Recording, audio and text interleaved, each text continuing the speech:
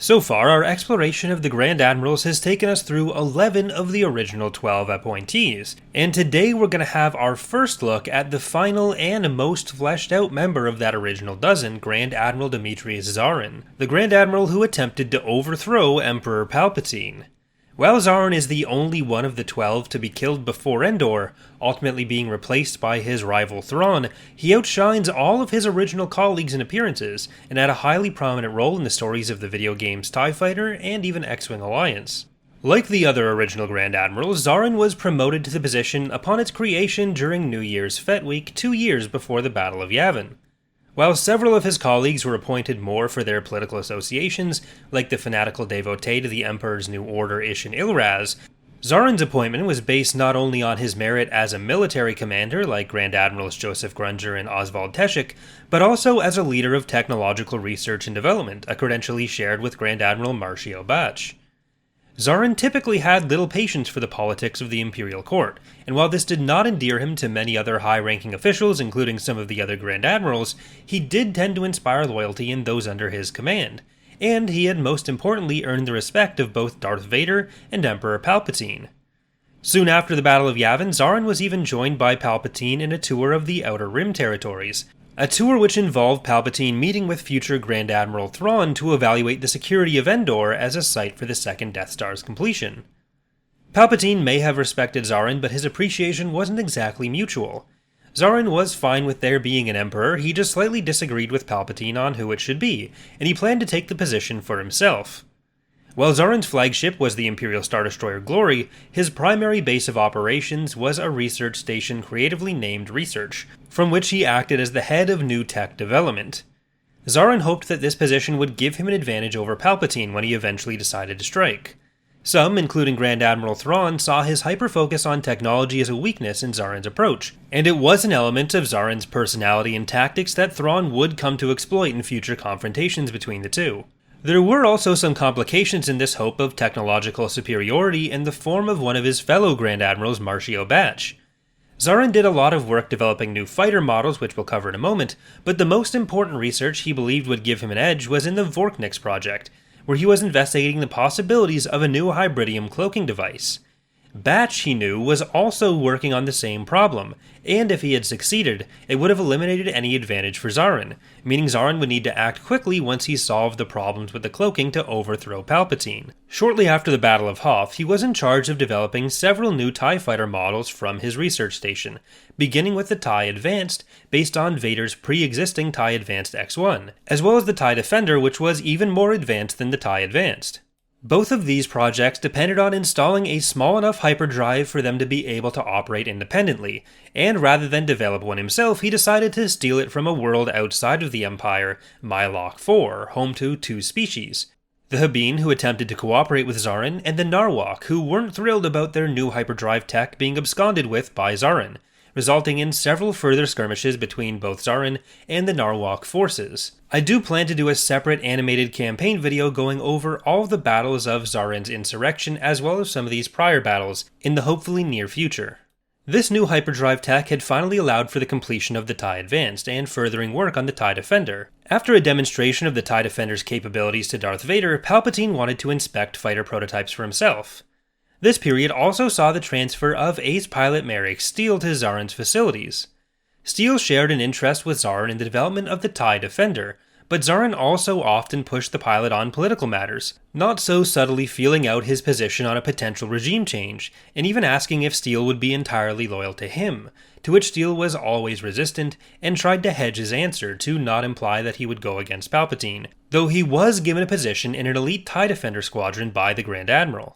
After completing the TIE Defender project, which would be hugely important for his upcoming coup, Zaarin began the TIE Experimental project, run from the Obsidian Research Station under Director Lenzer. This project included several new types of fighters that could be operated remotely, but unfortunately for Zaarin and particularly Director Lenzer, the Rebellion discovered this project and sent the Liberty Task Force, commanded by Admiral Yamaris, to destroy the platform and most of the project. Luckily, Zaarin was able to retrieve a computer with remnants of some of the plans from the debris to potentially continue the project.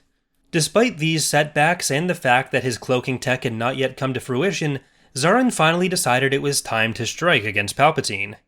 Darth Vader had taken the ISD Garrett to the Ortega system, where he was attempting to eliminate the remainder of a rebel force which had formerly been led by the now-dead Admiral Harkov, a former Imperial admiral who had joined the rebellion.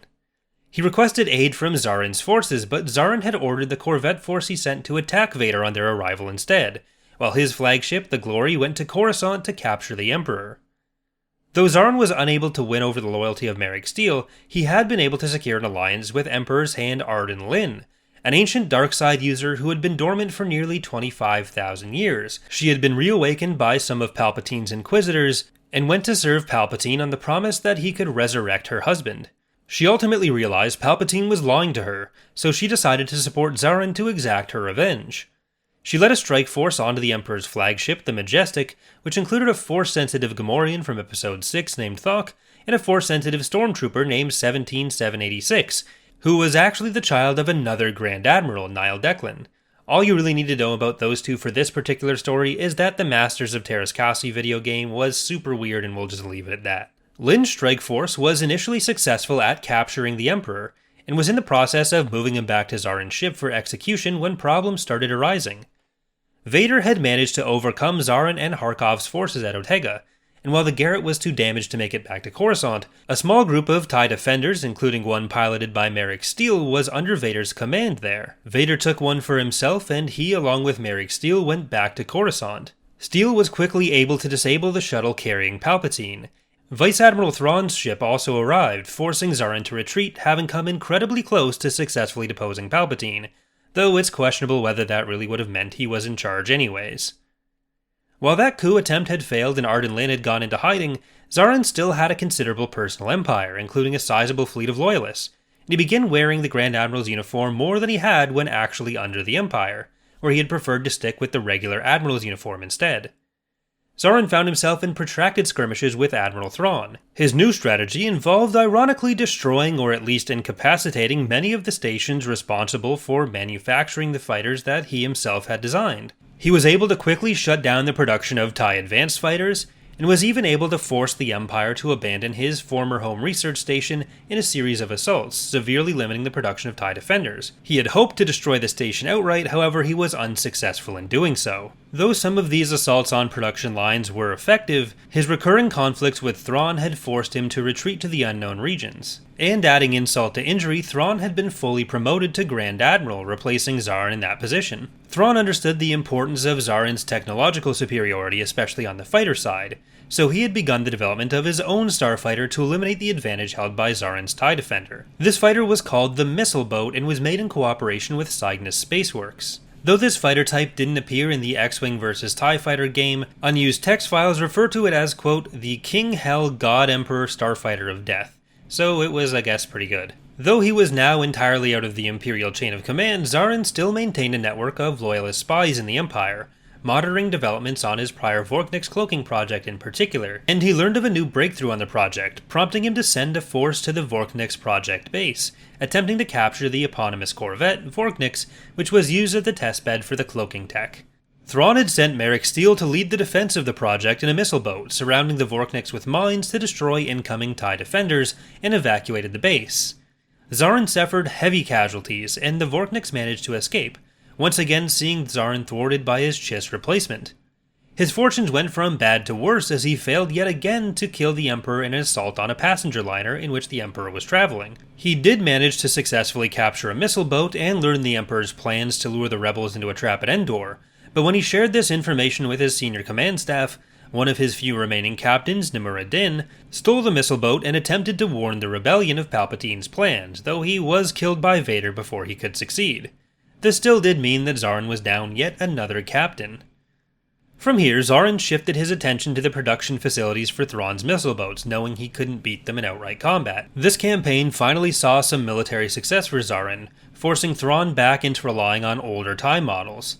He'd also been lucky enough to learn that the Vorknix was now being held at Tefalian Base, a former asteroid mine turned into a research facility.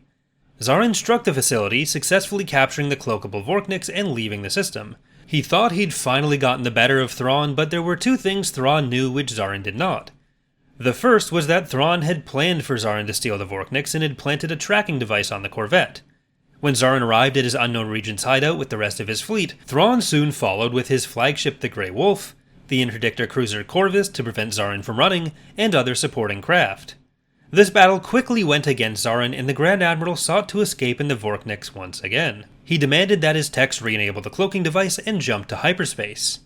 The second thing that Zaarin had unfortunately not been aware of was that Thrawn had modified the research notes on the Vorkniks to omit a relatively important detail. The cloak being in use while jumping to hyperspace could result in explosive malfunctions, meaning that as Zaarin jumped, the ship also exploded, ending his insurrection once and for all. That's going to do it for our profile of Grand Admiral Zaarin. I hope you have enjoyed it, as well as the other Grand Admiral profiles we've done so far, but I'm making it now specifically because I know it's a video a friend who's been going through a rough time recently was looking forward to, so if he's watching it, I particularly hoped he enjoyed it. Like I said earlier, I do want to do one of the campaign breakdown videos going over the specific campaigns and battles mentioned here as kind of a companion video for this, but like with the other animated videos, that usually takes a lot more production time, so hopefully we'll get to it soon, but I don't have an exact timeline there. Either way, if you did enjoy the video, please leave a like, and if there's another topic you'd like to see me cover on the channel, let me know in the comments. Thanks for watching, and I hope to see you next time.